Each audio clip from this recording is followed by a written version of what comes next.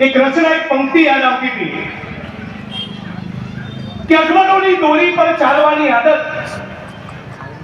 એ કાલના વિચારોમાં માનવાની આદત, ઝાઝા અમે છીએ, મુશ્કેલીઓ છે થોડી, મહેનતના છે હલેસા, ને હિંમતોની હોડી, ને સપનાને થાર કાઢી ભોકાય એમાં વસ્તી, આ કાળ મિંડ મહેનત થાતી નથી અમસ્તી, કે પોતાની જાત બાળી ચાલે છે રાત પાળી, જો હાથ થાય કાળા તો કાલ નહીં રે કાળી. હે મિલ મજૂરિયાઓના અમદાવાદ, હે સરસપુર, બાપુનગર, ગોમતીપુર, રક્ષાલની એ ધરતી જેને સજાઈને તૈયાર કર્યું છે અહીંના મુસ્લિમોએ, અહીંના દેવી પૂજકોએ, અહીંના ઠાકોરોએ, અહીંના દલિતોએ, અહીંના શ્રમજીવીઓએ, એવી આ ધરતીનું વંદન કરું છું, એમના પરસેવાને હું સલામ કરું છું.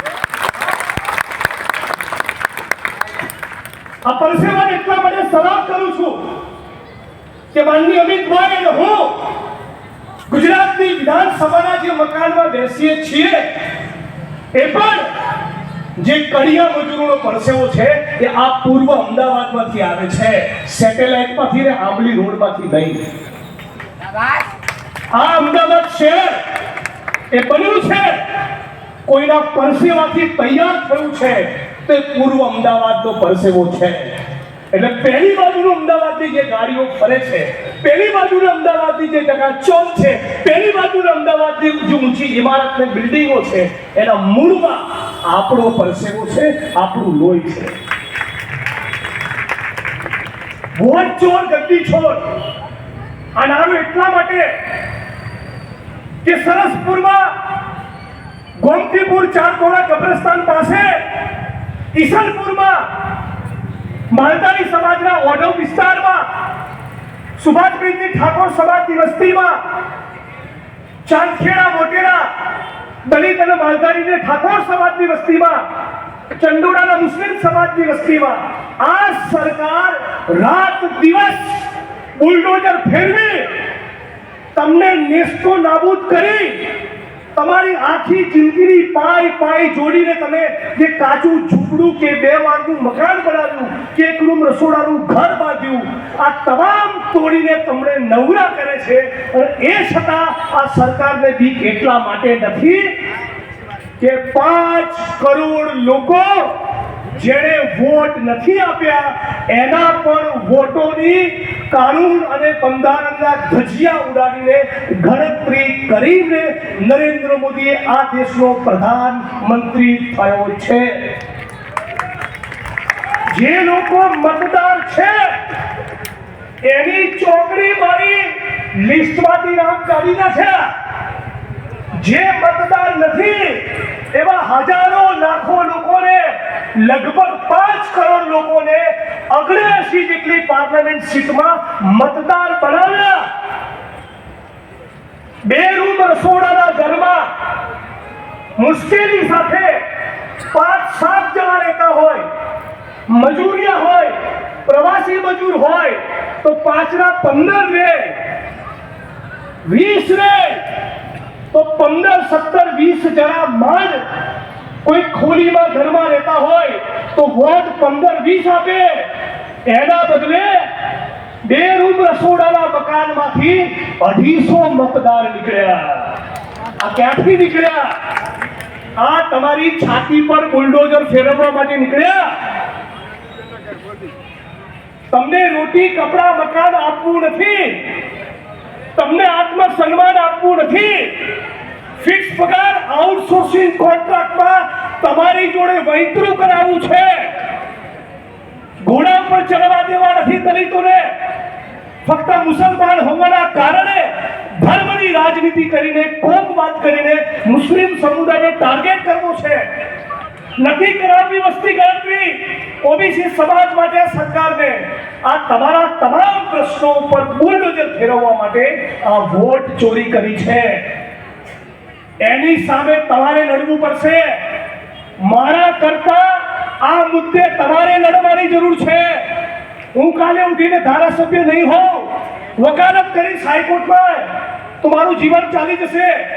પણ હે શ્રમજીવીઓ, હે ગુજરાતની ગરીબ પીડિત શોષિત વંચિત જનતા, હે ગુજરાતના ઠાકોરો, દેવી પૂજકો, રાવણો, આદિવાસીઓ, મુસ્લિમો, માલધારીઓ, હવે તો જાગો, હવે તો ક્રાંતિ કરો, હવે તો કહો કે અમદાવાદ અમારું છે, હવે તો કહો આ ગુજરાત અમારું છે, તમારા બાપની પેઢી નથી.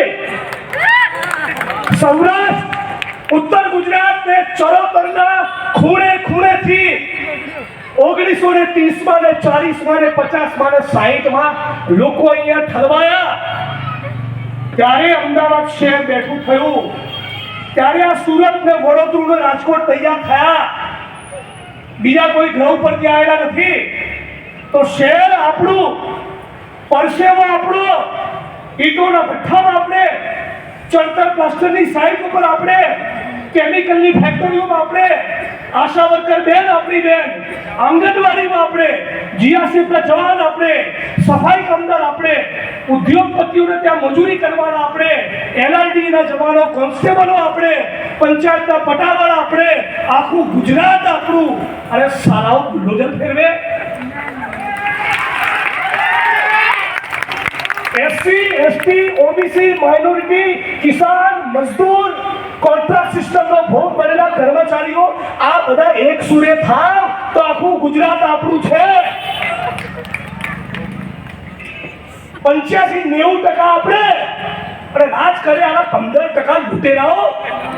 આ ભગતસિંહનો દેશ છે. એ જાગો, ડોક્ટર બાબા સાહેબ આંબેડકરના સિપાહીઓ જાગો, ક્રાંતિ કરો. છાતી પર, પીઠ પર ગોળીને દંડો ખાવાની તૈયારી પેદા કરો. આવનારી પેઢી તમને યાદ કરશે. નહીં તો પેલું રોકડું આવશે કે મારી માને ગાળો બોલી. અરે નાટકિયા, હે ભારત ભૂમિના ચોર નંબર 1. હે અમારી મા બહેનની કાળી મજૂરીની કમાઈનું બનેલું એક રૂમનું રસોડું તોડીને અમને ધૂળ ને ઢેફા ભેગા કરવા છે, અને અપમાન તારી માનું થાય છે. અમારી માની માન અપમાન નથી. હે એક નંબરનો આ ખેલાડુ ધતિંગબાજ નાટકીયો આપણને મળ્યો છે, અને હવે તો છૂટો, આના ટોર્ચરમાંથી હવે તો મુક્ત થાવ. 75 થઈ ગયા, જા ભાઈ તું રિટાયર, હવે બહુ થયો. તારી પાર્ટીએ તમને હંગરવા નથી માંગતી, એ થાકી ગયા, બોલાતું નથી. અમે તો આ સહમતિ વ્યક્ત કરી શકીએ જગદીશભાઈ, અમિતભાઈની હાજર, ત્યાં તો બોલતી બંધ. તો આ હવે ક્યારે જાગીશું હે ગુજરાતીઓ? સરદાર પટેલનું ગુજરાત છે, થોડાના જીવતું જગત કર્યું. હું જાતે મારું સ્ટેચ્યુ બનાવું. વડગામના લોકપ્રિય ધારાસભ્ય, યુવા ક્રાંતિકારી નેતા જિગ્નેશભાઈના સ્ટેચ્યુ અનાવરણના કાર્યક્રમમાં જિગ્નેશભાઈ પોતે ઉપસ્થિત જવું હોય.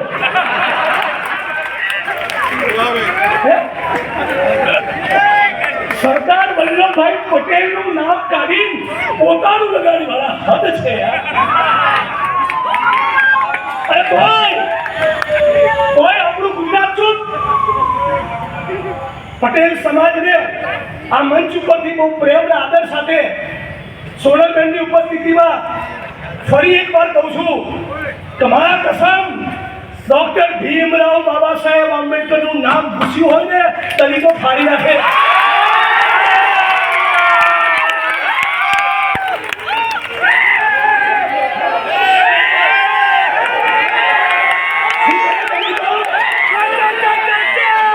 ભાષણ ના કરે, ફાડીને થઈ જાય તમને.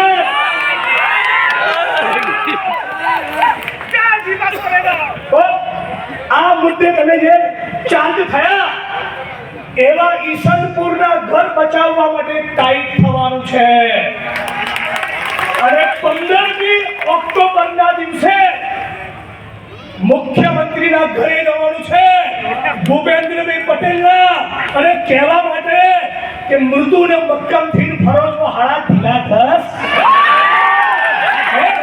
શેના મૃદુ ને મક્કમ થી ફરોજો?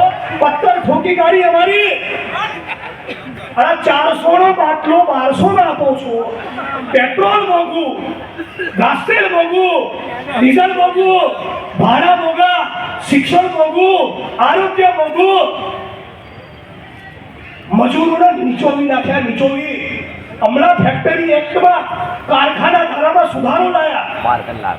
શું કર્યું? 12 કલાક. પણ તમારો ભાઈ વિધાનસભામાં બોલ્યો તો હો, શું કીધું તું મેં કે માનનીય અધ્યક્ષશ્રી એક કામ એવું કરો કે અમને બધા 182 ધારાસભ્યોને 1 મહિનો સુધી 12 કલાક અડાડે નીતોના ભઠ્ઠામાં મોકલો એટલે ખબર પડે. આખી દુનિયામાં, અમેરિકામાં, યુરોપમાં એવી ડિમાન્ડ છે કે વિજ્ઞાનનો, ટેકનોલોજીનો હવે જબરદસ્ત આવિષ્કાર થયો. મંગળ ઉપર પાણી છે કે નહીં એ શોધવા માટે માણસ મથી રહ્યો છે. ચંદ્ર ઉપર કોલોની બનાવવા માંગે છે. તો હવે કામના કલાકો ઘટાડીને 6 કરો. યુરોપમાં એવી ડિમાન્ડ છે, સ્કેન્ડિનેવિયન કન્ટ્રીઝમાં એવી માંગ છે કે કામના કલાક 8 વાગે ઘટાડીને 6 કરો. અને સોમથી શુક્ર જ કામ કરીશું. ટેબલ પર જોખું આવે તો છળકો નહીં કરવાનો. છળકો કરે તો માલિક સામે ગુનો દાખલ થાય. અહીંયા જેમને એસી ચેમ્બરોમાં, એસી ગાડીઓમાં, બંગલામાં રહેવું છે એ તમારી જોડે, ગરીબો મજૂરો જોડે 12 કલાક તમને નીચોવવા માંગે છે. અરે પાડી દો ને અમને, પાડી દો અમને. હવે નહીં ચાલે ખાલી ભાષણોથી. ઇન્કલાબ કરો. હું ઈચ્છું છું મારી વાણીને વિરામ આપતા પહેલા કે રખિયાલપુરની ધરતીથી, આ રખિયાલની ધરતીથી, આ પૂર્વ અમદાવાદની ધરતીથી એક નવી ક્રાંતિની શરૂઆત થાય. ભગતસિંહને પૂછ્યું, કોર્ટમાં કેસ ચાલતો હતો કે ક્રાંતિ ક્યાં હે? ત્યારે ભગતસિંહે કીધેલું, કિસાનો और मजदूरों के हाथ में सत्ता. तो लड़े कौन? एक लड़े जो परसेવો પાડે, એ લડે. તમે લડો. અમે તો તમારા ખાલી ટીકામાં તમારા કરતા 2 શબ્દો વધારે બોલીએ એટલું જ. બાકી લડવાનું તમારે છે. ક્રાંતિ તમારે કરવાની છે. તખ્ત બદલી કરો ગુજરાતમાં. અમદાવાદ મ્યુનિસિપલ કોર્પોરેશનમાં કોંગ્રેસની સરકાર લાવો. સુબોધભાઈએ કીધું હતું કોંગ્રેસ પાર્ટી ખાલી બુલડોઝર આગળ બેસી જાય. તમારા ઝૂંપડા અને મકાન તો તૂટતા બચાવશે, પણ કદાચ કોઈનું તૂટ્યું હશે તો 2 BHK નું મકાન પણ ઇન્ડિયન નેશનલ કોંગ્રેસ આપશે. અને એ આપીને અમે દવાઈ નહીં કરીએ. તમે નરોડા, ઓઢવ, છત્રાલની GIDCમાં 12 કલાક કૂટીને પોલ બેરિંગ પેદા કરો. ફેક્ટરીમાં મજૂરી કરીને ઘડિયાળ બનાવો. આ ઘડિયાળ બજારમાં વેચાવા જાય, એમાંથી ટેક્સ કપાય અને એ સરકારની તિજોરીમાં જાય. ફરી એમાંથી તમારું મકાન બને. તમારા જ પૈસા છે, બધું તમારું જ છે. દેશ જ તમારો છે, ગુજરાત જ તમારું છે, અમદાવાદ તમારું છે. તો સત્તા તમારી કરી દો તો મને લાગે છે કે તમારા જીવનમાં કંઈક બરકત આવશે. આપ સૌ મોટી સંખ્યામાં ઉપસ્થિત રહ્યા એ માટે તમારી સાથોસાથ કમલેશભાઈ કટારિયા, મારી ટીમના સાથી, અને સુબોધભાઈ પર મારા બંનેને વિનંતી કરું 1 સેકન્ડ માટે જરા નજીક હોતા આગળ આવે. સુબોધભાઈ અને કમલેશભાઈ એટલે હું જ છું. અમદાવાદથી ઉના 400 કિલોમીટર યાત્રા લઈને નીકળ્યો ત્યારે આપણા સાથીઓનો હું ફતી આપણા સાથીઓની જોડે મળી લડ્યો છું. અડધી રાતનો હોકારો છે, આવશે તમારી જોડે, બરાબર? તો સાથે મળીને લડીએ. હું નારો બોલાવીશ, લડેંગે. તમે કહેશો જીતેંગે, પણ કેવું આત્માથી અવાજ આવવો જોઈએ. લડેંગે, લડેંગે, લડેંગે. જય ભીમ, જય ભારત, जय कांग्रेस, जय संविधान. ये धरती अपने आप की नहीं किसी के बाप की. जय